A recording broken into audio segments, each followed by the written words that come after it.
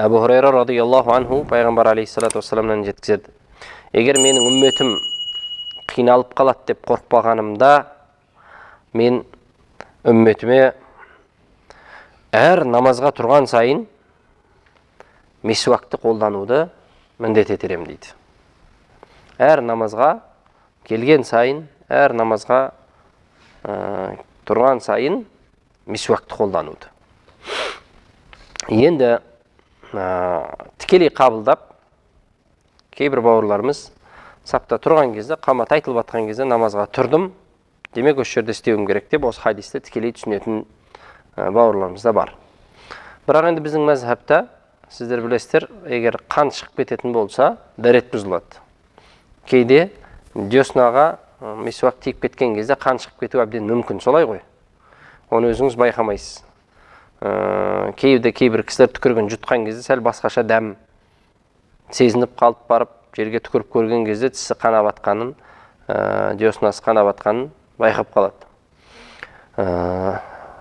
Дәрет қай жағдайда бұзылады? Егер сіз түкірген кезде түкірігіңіздің жартысынан көбі, немесе жартысы қанды алып тұрса, онда сізде дәрет бұзылды. Ал енді олай болса, мына хадиске қалай амал етеміз? Әр намазға тұрғанда деп жатыр. Пайғамбар алейхиссалам қалап тұр бұл амалды негізі. Бірақ үмметім қиналып қалады деп қорқып, міндет етпей жатыр. Дегенмен Пайғамбар алейхиссаламның қалаған амалы болып тұр. Орындағымыз келеді, шапағатына лайық болсақ дейміз. Ол кісінің қалаған амалын орындасақ дейміз. Аятты еске алатын болсақ, намазға тұрған кезде бізге аятта дәреттің парыздарын айтады. Беттеріңді жуыңдар, қолдарыңды жуыңдар тірсекке дейін, бастың 4/1 мәс тартып, аяқтарыңды тобықтарыңмен жуыңдар деп айтылады. Енді сол жерде فَإِذَا قُمْتُمْ إِلَى الصَّلَاةِ намазға тұрғандарыңда деп айтып жатыр. Сіз осы жерге тұрып, осы жерде істемейсіз ғой оның барлығын, дұрыс па? Сапқа тұрып алып, намазға тұрғандарыңда деп тұр аятта. فَإِذَا قُمْتُمْ тұрған кезде деп тұр. Намазға келе жатқан кезде емес, егер тікелей қабылдайтын болсақ. Тұрған кезде істемейсіз. Сіз ар жақтан оны алып істеп келесіз. Бәлкім кейбір кісілер алдыңғы дәретімен де кейінгі намазды оқиды мысалы. Дәреті бұзылмаса. Әрине әр намазға жаңадан дәрет алып жатсаңыз, нұр үстіне нұр, бірақ шарт емес. Яғни намазға бара жатсыз ба, не істейсіз? Дәрет алып келесіз. Қайдан? Дәретханадан. Немесе сырттан бір жерден, ыңғайлы жерден. Демек, месуакты да дәл солай түсіну керек дейді. Біздің Ханафи мазхабында. Намазға тұрған кезде емес, сол намазға дайындық. Дәрет намазға дайындық болатын болса, месуакты намазға дайындық.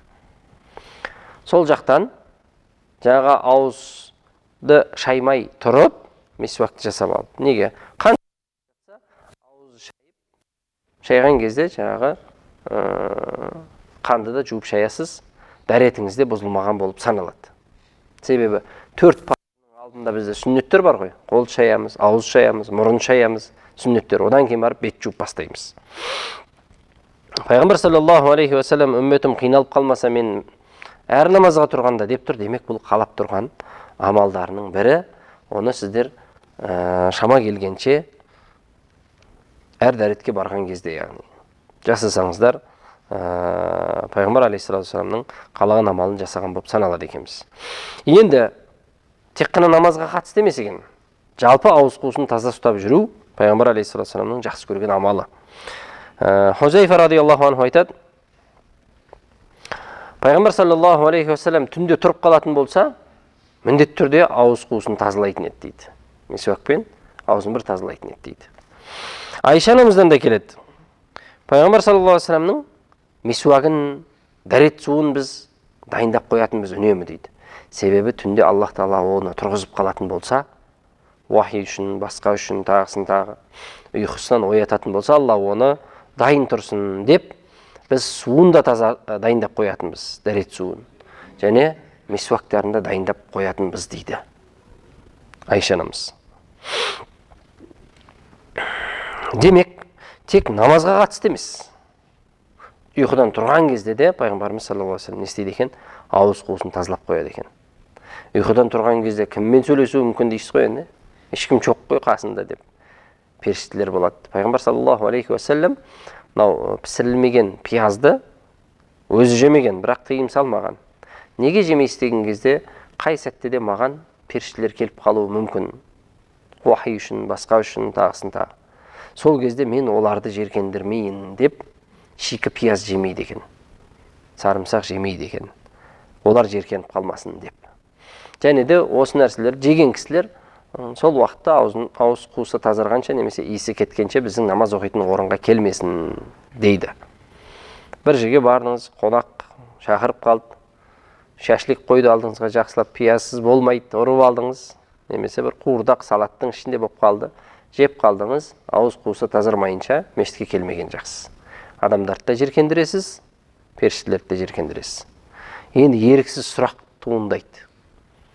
Пияздан да қатты саситын бір нәрсе бар. Дәретті бұзбайды ғой, орып, тамақтан кейін темекі тартып алып та келе береді. Енді олардың бәріне тыйым салайын десең, біраз адам мешітке келе алмай қалатын сияқты. Намазды бастаған, бірақ әлі сол қисық қылығын тастай алмай жүргендер бар. Мейлінше жаңағы сағызбен болсын, басқа нәрсемен болсын, иісті кетіріп келіңіз. Ол құрғыр киімге де сіңіп қалады ғой, қолыңа да сіңеді. Сол үшін одан арылған жақсы. Оны не үшін харам деп айта алмаймыз? Себебі Ханафи мазхабында Алла және оның елшісі бір нәрсені харам демесе, харам деп айта алмаймыз. Алла және оның елшісі халал демеген нәрсені халал деп айта алмаймыз. Ал жалпылама қағидаға келгенде өзгеге де өзіңе де зиян беруге болмайды деген хадистер бар. Соларға сүйенетін болсақ, зиянды нәрсе өзімізге де зиян, қоршаған ортаға да зиян. Сол қағидаға салатын болсаң, толықтай харам деп айта аласың. Бірақ Ханафи мазхабы барынша Алла және оның елшісі айтпаған дүниені айтпауға бұйырады. Яғни харам демегенді харам деп айтамайсың. Не дейді? Макрух дейді. Жаңағыдай денсаулыққа, қоғамға, ортаға, өзіңе зиян беріп тұрма, харамға жақын макрух деп.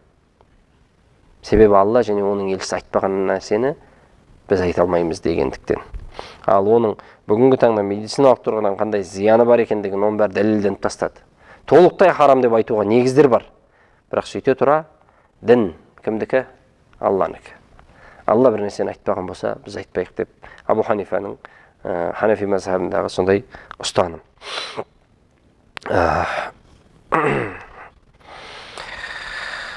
Демек, түнде жатқан кезінде Пайғамбар алейхиссаламның жары Айша анамыздың бұл амалы сіздердің де үйлеріңізге барғанда жарларыңызға үйретіп қоятын нәрсе екен. Айша анамыз осылай жасайды екен десеңіз, сіз де түн жарымда тахаджудке тұратын кезде мүмкін сізге шомылу үшін сүлгі басқа ер азаматтар білмейді ғой, көбінесе іздеп жүріп алады, анау қаяқта мынау қаяқта бәрін оятып, түн жарымда жаңағы өзіңнің құлшылыққа тұрғаныңды міндет қылып немесе мақтанып бір екі мешітке келіп жүрген ақсақалдар бар дейді, өзара әңгімесі болады ғой енді, қалжыңда сәт бір-бірімен. Біреу айтады, түнгі сағат 4-те сенің ешегің не ағып жүр мешіттің көшесінде деп айтады. Ана білдіргісі келіп тұрған ғой енді тахаджудқа келгенін енді. Түнгі 4-те сен ананың ешегін желеу қылып өзінің тахаджудқа келгенін білдіріп кетіп жатыр дейді. Сол айтпақшы, тахаджудқа тұрғанымызды мейлінше ешкімнің білмегені жақсы. Ол үшін не істейсіз? Жаңағыдай түнде дайындап қойып, әзірлеп қойып, соны әдетке айналдырып қойса, үйдегі жарларыңыз өзіңізге де жеңіл болады. Әрі Пайғамбар саллаллаху алейхи вассаламның жары мүминдердің анасы болып саналатын Айша анамыздың сүннетін орындаған болып саналады. Анас радиаллаху анху Пайғамбар алейхиссалату вассаламнан жеткізеді, сендерге мисуакты көбірек қолдануды бұйырам деген екен Пайғамбарымыз саллаллаху алейхи вассалам. Мисуакты көбірек қолдануды. Біздер енді көбінесе сол ауыз қуысын тазарту қалыптасып қалған, азанда тұрған кезде және түнде жатар кезде. Солай ғой. Ал жалпылама басқа уақытта да қолданатын болсаңыз, Пайғамбар саллаллаху алейхи вассаламның айтқанын істеген боласыз, сүннетті орындаған боласыз. Енді мәселе туындайды. Бұл айтылып отырған мисуак. Біздің қолданып жүргеніміз зубной щетка. Тіс щеткасы. Екеуі екі түрлі нәрсе ма деп? Иә, екеуі екі түрлі нәрсе. Бірақ мақсаты бір. Мақсаты екеуінің бір. Мисуакты сіз пайғамбар саллаллаху алейхи уассалам қолданған деген, пайғамбар алейхиссалату вассалам осы ағашты қолданды. Ағаштың аты арак. Осы аракты қолданды. Мен де соны қолданамын деп сүннет. Пайғамбарымызға деген махаббат. Сол тұрғыдан сауап жазылуы әбден сізге мүмкін, жазылады. Ярхамукалла. Ал енді жалпы оның міндеті не еді? Ауыз қуысты тазарту. Солай ғой. Олай болса, ол міндетті біздің жуып жатқан жаңағы тіс щеткамызбен пастамызда оның міндетін атқарып жатыр. Сол тұрғыдан ислам бізге тазалықты бұйыратын болса, сол тұрғыдан біз тазалықты орындап жатырмыз. Атқарылып жатыр. Ал пайғамбар алейхиссалату вассаламға деген махаббат, яғни қалай істеді, нені істеді, дәл солай істеймін деген махаббат. Өткен дәрістерде айттық қой, бір сахабалар келе жатып еңкейіп өтеді. Қасындағылар таң қалады, неге еңкейіп отырсың, жан-жақта ештеңе жоқ қой дегенде, ертеде пайғамбар алейхиссалату вассаламмен осы жерден өтіп бара жатқанда бір ағаш болатын мына жерде. Соның бұтағы пайғамбар алейхиссалату вассаламның басым тиіп қалмасын деп жолға түсіп тұрған бұтағынан еңкейіп өтіп кеткен еді. Сол кісінің амалын істегенге батыр дейді. Осы жерде еңкейген еді ғой деп. Ол қажеттілік үшін еңкейді. Оны бір үмметке сүннет өтіп қалдырған жоқ. Нерден өтіп отқандарында бір еңкейіңдер деп айтқан жоқ оны. Соншалықты пайғамбарға деген махаббат, оны айтып жеткізе алмаймыз. Бір кісі кәдімгі түзге отырғандай барып отырады екен бір шетте. Киімін шешпейді, ештеңе қылмайды. Жай отырады да, түзге отырған адам ұқсап, қайтып тұрып кетеді. Не істеп жатсың деген кезде, осы жерге пайғамбар саллаллаху алейхи вассалам әжетін орындаған еді, отырған еді. Мен әжетін орында кеп тұрған жоқ, сол кісі отырған жер ғой деп отырып жатырмын дейді. Махаббатты қараңыз. Оны айтып жеткізу қиын ол. Оны сезіммен ғана адам сезіне алады. Әлгі Рамадан аль-Бутидің бір айтып беретін оқиғасы бар. Шам өлкесінде бір апа ауырып қалады. Ыстығы түспейді. Балаларды дәрігерді әкеледі, басқаны әкеледі, түспейді ыстығы. Сөйтіп апа айтады: егер осы менің дертіме дауа таба алса, сол шейх қана табады, соны алып келіңдер дейді ғой. Шейхті алып келеді. Апаның ыстығы түспей жатыр, сізді шақырып жатыр, жүріңіз. Дәрігерлерді апардыңдар ма? Апардық, бәрін қараттық, емдеттік, ыстығы түспей жатыр. Келсе, жаңағы апа сұрайды дейді: балам-ау, мен күнде пайғамбар саллаллаху алейхи вассалам түсімде көретін ем. 2-3 күн болды көре алмай жүрмін. Не болды деп уайымдап ыстығы көтеріліп жатыр. Күнде түсінде пайғамбар саллаллаху алейхи вассаламды көретін адам көре алмай қалғаны үшін ыстығы көтеріліп ауырып жатыр. Әлгі бір сахабаның жылап келгенін білесіздер ғой: я Расулалла, жәннатқа кірген тағдырда да сен жоғарыда боласың ғой пайғамбарлармен бірге. Мен кірген тағдырда да сені көрмесем, халім не болады деп уайымдап келе жатыр. Қараңызшы. Жәннатқа кіруді уайымдап тұрған жоқ. Жәннатқа кіргеннен кейін сені көре алмасам, несі жәннат оны деп тұр. Ана апамыздың да уайымын қараңыз. Ыстығы түспей жатыр. Неге? Неге түсімде көрмей қалдым мен? Күнде түсімде көруші едім ғой пайғамбарды. Мен сізге жауап бере алмайды екем дейді. Бірақ осы оқиғаны шәкірттеріне келіп айтқан кезде, шәкірттері: я шейх, қалай көреміз дейді ғой енді. Сонда оларға бір тәжірибе жасайды. Үйіне әкеп, жаңа 2-3 шәкіртті қондырып, түнде тамақ беріп, тұзды тамақты, су бермей, шай бермей жатқызады. 2-3 күн қайталанған кезде нені көреді? Түнімен су көріп шықтық дейді. Неге? Адам ынтық болған кезде, қатты құштар болған кезде, жаны сол нәрсені қатты қалап тұрған кезде, о түсіңе де кіреді ол. Қазақ етті қатты жақсы көреді ғой деп ойлаймын да. Жесең тісіңе, жемесең түсіңе кіреді дейді ғой. Түске кіретін деңгейде адам жаны қалау керек. Сол кезде кіреді. Пайғамбар саллаллаху алейхи уассаламды көргің келіп, соншалықты жаның қалады ма сенің? Сондай деңгейдесің ба? Түсіңе кіру әбден мүмкін. Және өзінің сүйіншісі бар. Кімде-кім мені түсінде көрсе, ол өңінде көргендей дейді. Шайтан менің бейнемде келе алмайды дейді. Алла тыйым салды оған дейді. Ал енді сұрақ туындайды. Ешқайсымыз көрген жоқпыз ғой пайғамбарымыз саллаллаху алейхи вассалам, иә? Қайдан білеміз, ол ма, ол емес па? Бұл жерде сезім. Әрқайсының фотороботын жасайтын болсаң, әртүрлі бейне шығуы да мүмкін. Хадистерде бірақ сақталған. Қасы қандай еді, көзі қандай еді, мұрны қандай еді, шашы қалай еді, денесі қандай еді, іші мен қарны бірдей еді, жүрісі қалай еді. Ешбір пайғамбардың жаратылысы олай сақталмаған. Ешбір пайғамбардың сирасы олай сақталмаған. Тіпті пайғамбарлардың қабірі де белгісіз қайда екендігі. Біздің пайғамбар саллаллаху алейхи вассаламның барлық нәрсесі сақталған. Келбеті де, сүннеті де. Махаббат пайғамбар саллаллаху алейхи вассаламға деген сахабаларды сондай деңгейге алып барды. Ухудтағы пайғамбар саллаллаху алейхи вассаламның тісі сынған, естіген табиғиндар тісін сындырғандар болған. Бір тіссіз жүрген болса пайғамбар, мен қалай кәміл тіспен жүрейін деп. Бұл ауыр, адам көтер алмайды бұл нәрсені. Қалай сонда, есі дұрыс па? Ол енді тағдыр ғой енді. Бұл өз-өзінің тісін сындырып атқан не істеп? Ол махаббат ол. Ол үшін Алланың алдына барған кезде ол сұралама, сауап алама, ол бізге беймәлім. Ол махаббат. Махаббат адамды жынды қылады. Мәжнун атауын не үшін алды? Ләйләні сүйгендіктен. Ләйләні соншалық жақсы көргендіктен мәжнун деді, жынды деді. Иттің табанын сүйгеніне есі дұрыс па? Ләйләнің басқан жерін басты мекен деп тұр ол. Иттің табанын сүйіп жатыр ол. Пайғамбар саллаллаху алейхи вассаламға деген махаббат тісін сындыруға. Бәлкім бұл тіс емес шығар, мына тіс шығар деп. Одан кейінгі тісін. Бүкіл тісін сындырып шығады.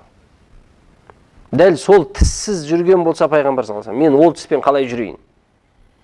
63-тен асқаннан кейін Ахмад Яссауи неге жердің астына түсіп кетіп жатыр? Ол кісі 63-тен асып күн бетін көрмесе, мен неге күн бетін көруім керек деп. Жердің астына өзіне хилвет жасап алып отыр. Ол махаббат.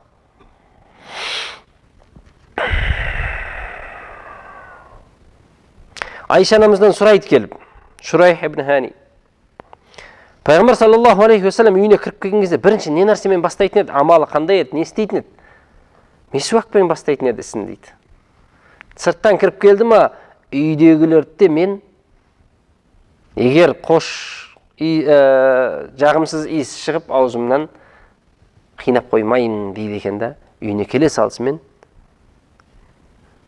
ауыз қуысын тазалайды екен. Месуакпен. Жаңағы нәрсеге тоқталып кетейік. Месуакпен тіс щеткасы. Екеуі де міндеті бір атқарылып атқан. Міндеті бір, ауыз қуысты тазарту. Заман өтіп, құралдар өзгере беруі мүмкін. Бірнеше жылдан кейін бір кішігірім бір таблетка шығуы мүмкін, аузыңа салып жіберсең, толықтай тазалай салатын. Не бір нәрселер пайда болып жатыр, иә? Тістің арасына тұрып қалған дүниені месуакта щеткада алмайтын жіптер шығып жатыр қазір. Және қош иісті ол. Айтқым келгені, екеуінің несі бір, міндетін атқару бір. Бірақ біздің Ханафи мәзһабында енді сүннет деп атау беру үшін бәрібір жаңағы сиуакқа басымдылық беріледі. Ал жалпы міндетін атқару барысында екеуінікі де орын бірдей. Алар орны бірдей. Абу Муса ал-Ашари айтады, пайғамбар саллаллаху алейхи уассалам месуак қолданып атқанда тілін тазалағанды да байқадым мен дейді. Тілімізде де кейде мынау кішкентай балалардың тілін ашып қарасаңыздар қып-қызыл болады. Біздердікін ашып қарасаңыз, ортасы ағарып кетеді. Тіліңді ашып көрсетші деп те анау дәрігерлер қарайды ғой. Неге? Денсаулыққа да байланысты. Мынау аштықпен емдеу тәсілі бар ғой. Соған отырды бір кісі жігіт, өзі шәкірт еді, 10 күнге. 7 күн деген кезде мен тілін көрсетті. Жоғары жақтан төменге қарай, төмен жақтан жоғары қарай, кәдімгі кішкентай баланың қып-қызыл тілі секілді, тілі тазарып келе жатыр. Денсаулық, әрбір нәрсені ауызға тыға береміз, сөйтіп зияны оның тілден де көрінеді екен тіпті. Сол нәрсе тілге де жиналып қалған дүние, ол да жағымсыз иіс береді, ол да аурулардың себебінен. Сол үшін оны да тазалап тұру сүннеттен болып саналады екен. Айша анамыз айтады, пайғамбар саллаллаху алейхи уассалам мисуак ауыз қуысын тазартады, Құдайды қуантады деген екен. Қараңыз, тек қана біздің тазалық үшін емес бұл. Алланың ризалығына бөлену үшін де бір себеп екен. Аллах Тағала ұнатады дейді. Мисуак ауыз қуысын тазартуды ұнатады дейді. Абу Хурайра радиаллаху анху пайғамбарымыздан жеткізеді. Тырнақты алу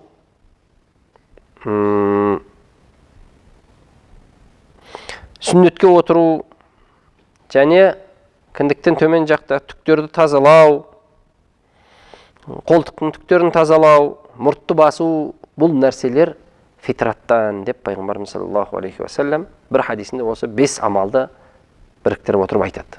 Яғни жалпы адамзат жаратылысында әу бастағы фитратуллахи аллати фатаран наса алейха, адам баласын Аллах Тағала бір фитрата жаратты. Әу бастағы жаратылысымыз бар, тазалық бар, ешқандай бұзылмаған. Әрбір бала сол фитрада туылады. Пайғамбар саллаллаху алейхи ва саллям хадисінде келеді ғой. Әрбір бала фитратта туылады, таза болып туылады. Әке-шешесі оны не істеп алады? Яхуди қылып алады, насрани қылып алады, немесе жаңағы басқа нәрсеге табынатын қылып алады. Енді қараңыз, әке-шешесі оны мұсылман қылып алады деп атқан жоқ хадисте. Көріп жатсыздар ма? Яхуди қылып алады, насрани қылып алады, немесе отқа табынатын мәжуси қылып алады. Бірақ әке-шешесі оны мұсылман қылып алады деген жоқ. Неге? Себебі мұсылмандық бұл фитрамен бір екеуі. Бір нәрсе. Екеуі бір нәрсе. Фитраттағы дүниелер мен исламның талап етіп отқан нәрселердің барлығы бір. Себебі бұзылған жоқ. Ана кітаптар бұзылды ғой адамдардың қолынан. Өзгертілді емес па? Бұл өзгертілмегеннен кейін әу бастағы жаратылыста тазалық, сол жердегі фитра сізде сақталатын болса, ол исламмен бір болып келеді. Көп кісілер дінді қабылдаған кезде байқасаңыздар, әсіресе мұсылман еместер, сізбен бізге қарағанда көбірек көз жеткізеді. Біз әшейін еліктеп, кішкентай кезімізде мұсылманмыз деп жүре береміз көбіміз. Олар көз жеткізіп барып. Неге? Себебі фитратқа сәйкес кеп тұр. Шынымен ғой дейді. Ақылға салсаң осылай ғой деп, тіпті өзінің осы күнге дейінгі ішінде жүрген сұрақтарына жауап табады. Себебі адамзаттың әу бастағы жаратылысындағы тазалыққа әбден сәйкес келеді. Енді ғұламаларымыз осы тазалыққа қатысты хадистерден жинақтап отырып мына нәрселерді келтіреді. Біріншісі мисуак болатын болса, ол жөнінде айтып кеттік, ауыз қуысын тазарту. Екіншісі мадмада, уалистиншақ. Ол дәрет алған кезде, ғұсыл алған кезде біздің істейтін амалдарымыз. Деп ауыз қуысын тазартамыз сумен, және де мұрынды тазалап, таңға дейін қатты тартып отырып, тазартамыз лас нәрселерден. Бұл екеуі де дәретте сүннет, ғұсылда міндет бізге. Бірақ кейбір бауырларымыз қатты сіңгірем деп, мынау құлағына зиян беріп жүргендер бар. Қатты сіңгірген кезде құлақтың перделері жарылады бірте-бірте. Сол үшін сіңгіргенде қатты тарту бар ішке қарай, тазарту үшін. Қатты сіңгіру деген нәрсе жоқ. Шеткі мынау, шынтақ саусағыңызды салып, тазалап жіберіңіз, бірнәрсе тұрып қалған болса егер. Оны қатты сіңгіре беріп, құлақтан айырыласыз. Көп кісілер осыған қатты мән бере бермейді. Анау дәретті жуу керек екен деп мұздай сумен де жуа беріп біраз адам урологқа барып жүр ғой. Оған да мән берілетін нәрсе сол секілді бұл да. Дәретте ғұсылда мұрынға қатты ашытып тарту керек деген бар ғой. Қатты сіңгіру керек деген нәрсе жоқ. Ақырын құлақтан айырылып қалмаңыздар.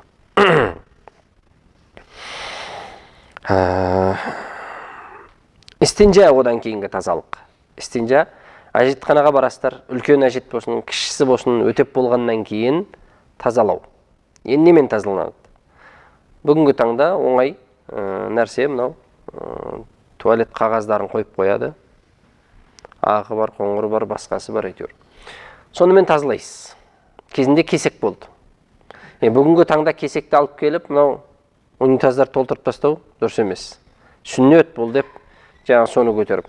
Ол жерде де мисуак секілді, ол міндетін атқарып жатыр қағаз. Бәлкім одан да тазағып атқарып жатыр бүгінгі таңда. Кесек тіпті ұлы сөздің ұяты жоқ, бүгін тазалық тақырыбы ғой. Сіздің нәзік жеріңізді кейбір кішігірім бір капилляраларды жыртып жіберуі де мүмкін. Қағазды солай, оған да екенім жоқ. Ең дұрысы тазалап болған екен артынан жуу. Малышева өзінің бір несінде көрсетті ғой. Тіпті влажный салфетка дейміз ғой. Ылғалданған қағаздың өзі үйтіп тазалай алмайды су секілді деп. Мұсылмандар сумен жуады, тазалайды деп. Қағазбен сүртетін болса, сол жердегілерге трещина пайда болады екен. Жырықтар пайда болады, қанайтын болады, басқа болады. Мұсылмандар ең дұрысын жасайды екен, сумен жуып тазалайды екен деп. Сол үшін бұл истинжа енді әркімнің денсаулығына байланысты истибра деген нәрсе де бар. Кейбір кісілерге ол қажет болуы мүмкін. Дәретті барып, әжетті орындап болғаннан кейін шамалы қағаз қойып, әркімнің өзінің тәсілі бар. Тұрып, шамалы жүріп, қалып қойған қалдықтарды шығарып барып тұрып, сосын дәрет алу. Бұл әркімнің денсаулығына байланысты, кейбір кісілер қажетті етпеуі де мүмкін. Одан кейін сүннетке отырғызу. Бұл да фитраттан сүннетке отыру біздің алдымыздағы діндерде де болған тазалық. Бұны медицинада қолдайды. Кішкентай балдар дәретке отырып болғаннан кейін байқасаңыздар сүннетке отырмаған баланыкі нәжіс ішінде қап қояды. Ол жерге әртүрлі нәрсе жиналады. Көп елдерде, араб елдерінде, басқа да елдерде 7 күндігінде жасап тастай салады. Кішкентай кезде тез жазылып кетеді деп. Біздер енді көбінесе сәл өсіп, ержетіп, атқа мінетін жасқа келсін деп күтеміз.